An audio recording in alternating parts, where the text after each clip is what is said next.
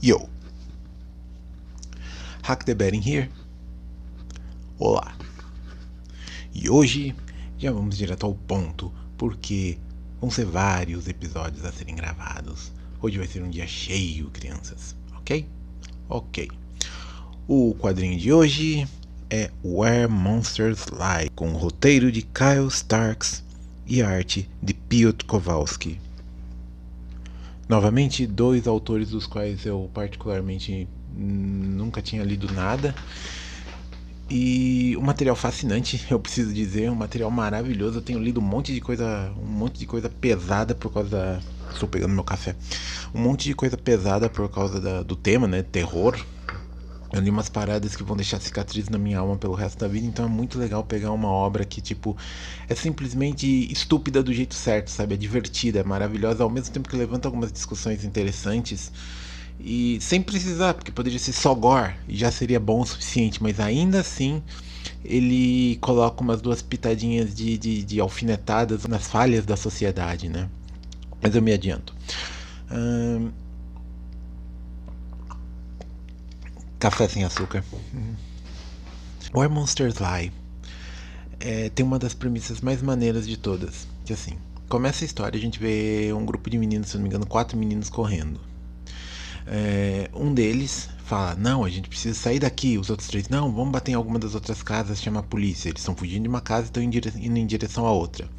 Os meninos que vão querer chamar a polícia, eles estão apavorados, são brancos, e um menino que decide tentar se esconder e partir é um menino negro, isso é importante.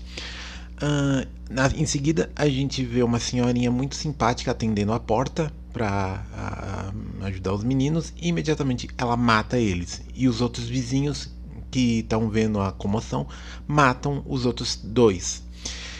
E o Linus é o único sobrevivente. E esse é o momento que a gente entende a dinâmica do problema que o Linus está se metendo. Ele pula o muro de onde ele estava e a gente vê uma placa dizendo Welcome to Wilmhurst. E aí a gente descobre que aquilo é uma comunidade fechada. E essa é a premissa de Where Monsters Lie. É a ideia de que essa senhorinha, a Zel, né, que aparentemente é a líder comunitária ali, decidiu fazer uma comunidade fechada para assassinos, para serial killers, para monstros de terror. Lembram em Sandman que tem a convenção cerealista, que na verdade é uma convenção de serial killers, né? Então, é uma ideia parecida da ideia de tipo monstros do universo do terror formando uma comunidade e se protegendo e se ajudando. No caso, em Wilmhurst, que é uma comunidade exclusiva para assassinos, monstros, psicopatas, sociopatas e toda sorte de matador sinistro trevoso do inferno, né, meus queridos? A gente vê um grupo de moradores, né, que são os personagens recorrentes.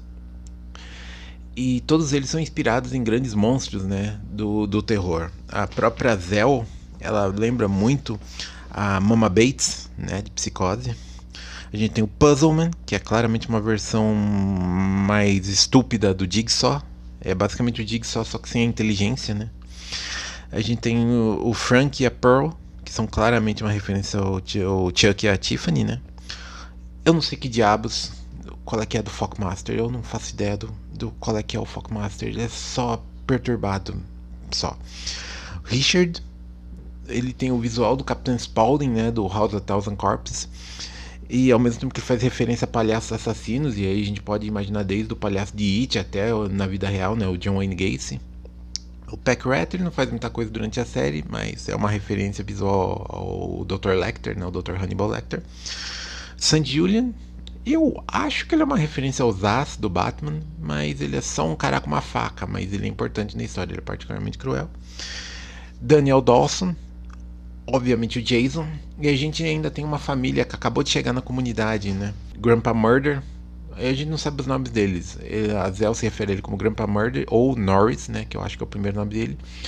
E ele é de uma família de caipiras, uma família de hillbillies canibais, né? Claramente uma referência à família do massacre da Serra Elétrica, né, meus queridos? Primeira edição, basicamente eles fazendo uma reunião de comunidade para falar, olha, então, o Puzzleman deixou as pessoas fugirem. Você tem certeza que você pegou todo mundo? E o Puzzleman, sim, tá todo mundo. E nisso já foi o Linus, ele já foi para a delegacia mais próxima. E assim termina a primeira edição com a polícia chegando na frente da comunidade de Wilmhurst, né? E as próximas 3 edições vão ser violência para um caralho, meus queridos. Vão ser um banho de sangue e gore. Vai ser a polícia tentando entender o que está acontecendo, as pessoas da comunidade reagindo da forma que lhes é esperada, em sendo toda sorte de assassinos e coisas do tipo. E é basicamente essa a graça da série, né? A gente vê aquele serial killer botando os talentos deles à obra, né, meus queridos? Eu disse que essa série é gore, e é basicamente gore para um caralho.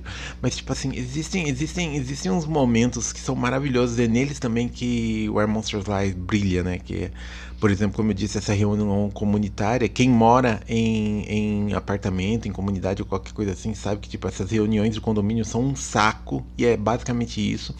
Só que numa escala um pouco mais psicótica, em se tratando de matadores, né? Ao mesmo tempo, os dois únicos personagens que parecem ter um cérebro operacional na série inteira são a Zell, a líder da comunidade, e o Linus. E coitado do menino, porque ele só se ferra. Ele se ferra a série inteira. Ele vai pra delegacia, ele entra em contato com o principal antagonista da série, que vai ser o agente Connor, né, um policial especializado na caça a serial killers. E quando ele ouve do Linus que não só ele sabe onde encontrar o Puzzleman, mas que tipo tem todo um grupo de outros serial killers que ele vem procurando há tempo, todos no mesmo lugar, ele imagina que ele é uma criança no dia de Natal, né, meus queridos? E ele leva uma força policial com ele.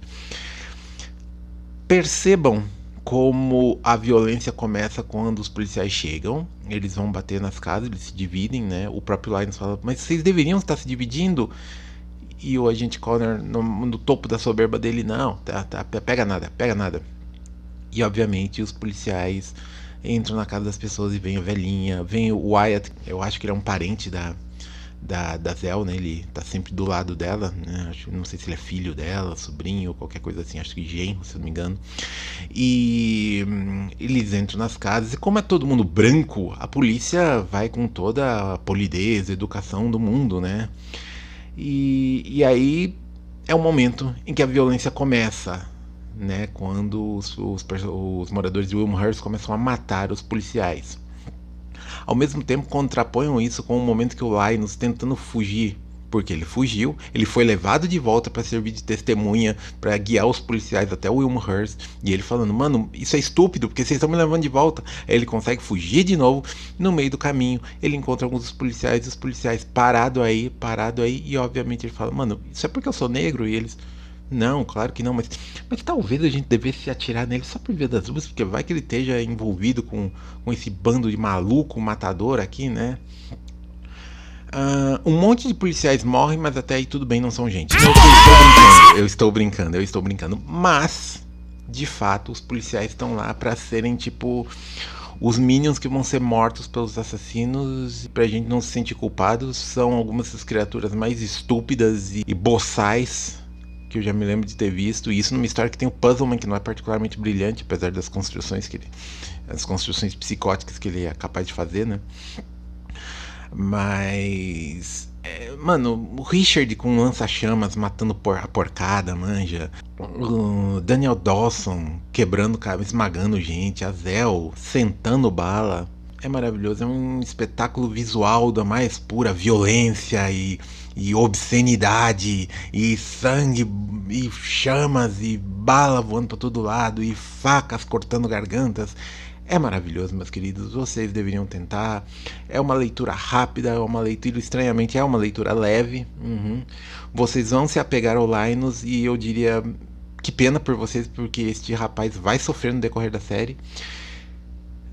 Where Monsters Lie, a arte é extremamente detalhista, ao mesmo tempo que o Kowalski é muito bom com expressões, então, tipo, e ele tem um talento que eu acho fascinante em desenhistas, que é a facilidade em pular de humores muito rápido. Então você tá vendo uma cena extremamente dramática num painel, e logo no seguinte você tá vendo algo que é de, você vai fazer tua barriga doer de rir, tá ligado?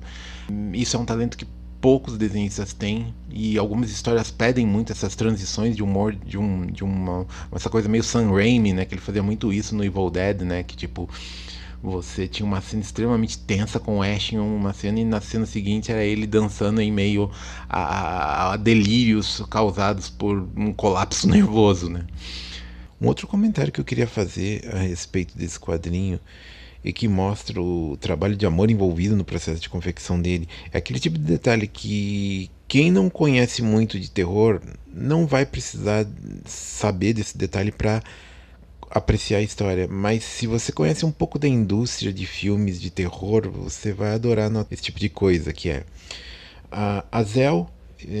Ela estabelece que tipo não podem ter dois assassinos da mesma categoria em Wilmhurst. Não precisa organizar como vai posicionar o espaço, as casas têm que ser distantes para que eles se encontrem o mínimo possível, porque há sempre a perspectiva de violência. Por quê? Porque sim. E é visível que o sobrinho do Grandpa Murder, que é claramente o Leatherface, não pode de maneira nenhuma estar no mesmo espaço ao mesmo tempo que o Daniel, porque há perspectiva de violência desmedida entre os dois. Isso é uma referência ao fato de que, tipo, as franquias de terror entre os anos 70 e 80, elas meio que se influenciam pro bem e pro mal. E normalmente, pros realizadores, essas influências não são tão boas, ou pelo menos elas são um desafio a ser superado. Deixa eu facilitar um pouco para vocês entenderem. Então a gente tem não o primeiro slasher da história, mas um dos mais importantes, o Massacre da Serra Elétrica original de 74, do Tobe Hooper. Em 78, o Carpenter vai fazer o Halloween, a primeira história envolvendo a Laurie, uma menina que é caçada pelo psicopata, que é o irmão dela, o Michael Myers. Todo mundo sabe essa história, né? A máscara baseada no rosto do Capitão Kirk, né? Em 80, inspirado pelo sucesso dos dois, vai ser produzido o Sexta-feira 13, o primeiro, o original, que não tem o Jason ainda. O Jason é só uma vítima, um assassino. Spoiler alert de um filme que tem, né, mais de 40 anos de idade. É a mãe do Jason, né? Por causa do sucesso assim, a violência vai ficando progressivamente mais e mais extrema nesses filmes. O Massacre original é relativamente sutil, né? Halloween também, não sutil de que não haja violência, mas do quanto isso não é exatamente gore, né? Sexta-feira 13 já não tem essa preocupação, e a sequência que vem no ano seguinte, né? Menos ainda, aí já com o Jason no papel do assassino da série, do assassino oficial da série, né? Em 80, ainda antes do lançamento do Sexta-feira 13 Parte 2, você vai ter Motel Hell, que vai ser fortemente inspirado no Massacre da Serra Elétrica original. Nessa bagunça toda, os estúdios queriam muito produzir sequências tanto pro Massacre original quanto pro Halloween. O Carpenter falou, nem fodendo, eu não vou fazer o mesmo filme duas vezes. Ele sabia o que os executivos queriam, porque os executivos imaginavam saber o que o público queria. E era assim na época e é assim até hoje, né? Eles acreditam que o que o público quer é basicamente uma versão um pouquinho diferente do mesmo. Ou seja, que a ideia seria só substituir os adolescentes que seriam mortos, né? Tanto pelo Leatherface quanto pelo Michael Myers, mas que no geral seria essa só a diferença, basicamente refazer esses dois filmes. O Carpenter disse não.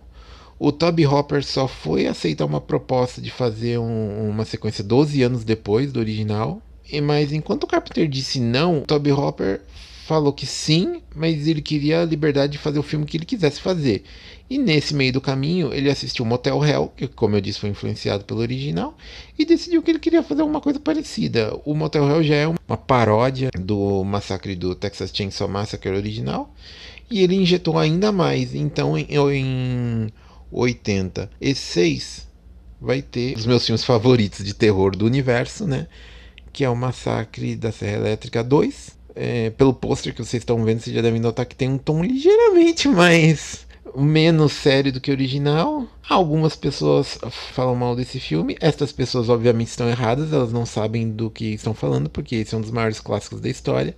Esse é um filme muito maneiro. Eu poderia aqui passar horas falando porque esse filme é maravilhoso. Desde o Dennis Hopper fazendo o papel de um policial completamente psicótico, invadindo o parque do Leatherface. com uma serra elétrica enquanto canta hinos evangélicos, né?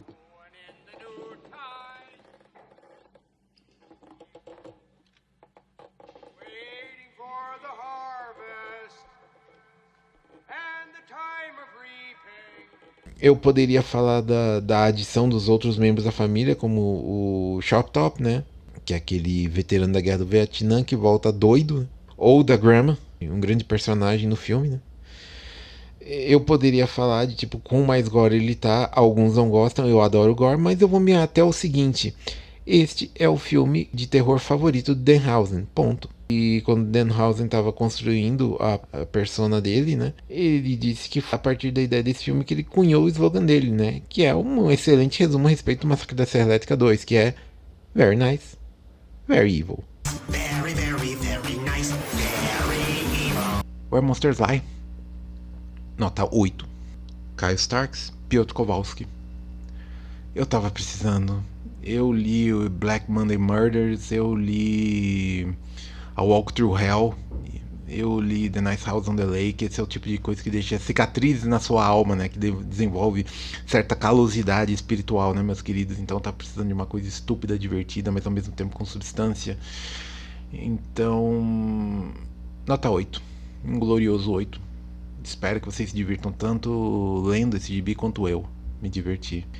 Mas não vão achando que é só diversão leve, né? Porque, tipo, tem essa coisa das comunidades fechadas que eu sempre acho fascinante, essa discussão sobre... Pensa em Midsommar, pensa em The Wicker Man, por exemplo. São comunidades fechadas, mas como são comunidades fechadas em áreas isoladas e com hábitos muito característicos de uma comunidade que não foi tão tocada pelo capitalismo, que não foi tão tocada pelo aquilo que a gente tem como regras na sociedade ocidental, a gente acha que eles são aberrações, que eles são estranhos demais, que são incomuns. No entanto, a gente tem uma tendência recente de filmes mostrando que comunidades fechadas também, aqui nos grandes centros urbanos, e também tem suas aberrações, seus momentos de doença, tá ligado?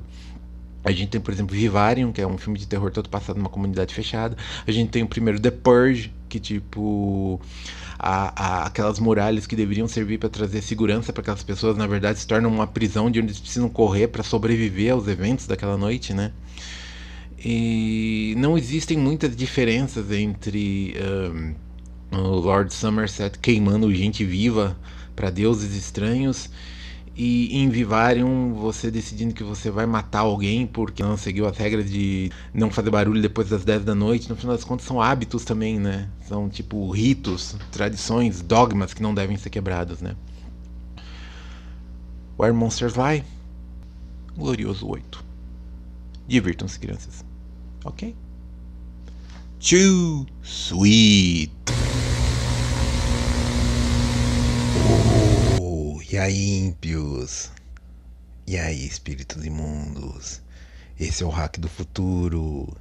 Sim, eu estou falando com vocês direto de 2053. Sim, eu estou beirando os 70 anos de idade, porque eu não sei fazer conta. Eu sou formado em humanas. Sim, fazem agradáveis 52 graus lá fora. Não, que a moça sabe, não. Esse é um xiste, uma pilhéria, uma troça, uma piada. Fazem 24 horas desde que eu comecei a gravar o vídeo que vocês acabaram de ver. Espero que tenham gostado. Eu só queria recomendar para vocês uma coisa que saiu essa semana. Eu só soube depois de ter terminado a gravação, mas eu achei tão bacana que eu queria compartilhar com todo mundo, que é o seguinte. Saiu essa semana, eu não lembro qual é a editora. Bom, vai estar aqui a capa, né? Vocês vão ver. Eu acabei de ler, tá bem legal. A edição de Hack and Slash número 1, uma nova minissérie baseada no universo de Hack and Slash. Hack and Slash é a história de uma menina, Cassie. A mãe dela é uma serial killer, né? É uma mulher que mata pessoas no refeitório de uma escola, envenenando a comida, né? E ela decide que ela vai caçar serial killers tentando entender uma forma de superar a dor dela, né? Ela não tá sozinha, ela tem um ajudante que é uma espécie de Jason bonzinho, um Jason de bom coração, né? E os dois juntos vão caçar toda sorte de criaturas. É tipo Dexter, se Dexter tivesse uma sensibilidade punk, uns visuais legais, fosse protagonizado na verdade por uma menina punk bonitinha e principalmente se fosse bom, né? Como eu disse, a série tem uma sensibilidade punk bem legal. Quem curte Evil Dead, inclusive tem um crossover, né, de Hack and Slash versus Evil Dead, que é um gibi bem legal. Eu não li tudo, mas o que eu li eu gosto bastante. E essa minissérie em particular, ela tem roteiro e arte da Zoe Forgood. E tipo assim, é o nome a se prestar atenção. Teve The Impending Blindness of Billy Scott e Slowly at the Center of the Earth. Slowly at the Center of the Earth vai estar na lista de melhores do ano de qualquer gibituber que se deu o devido respeito, né? Porque de fato é uma história autobiográfica maravilhosa. A arte dela é uma das coisas mais únicas que eu já vi. Então fica a recomendação para vocês, crianças. Vão atrás, sigam acompanhando a série, porque eu tenho certeza que vai estar na lista de favoritos de um monte de gente legal. Ok? Ok. Agora sim, voltem ao seu devido espaço-tempo, crianças. Too sweet. Too sweet.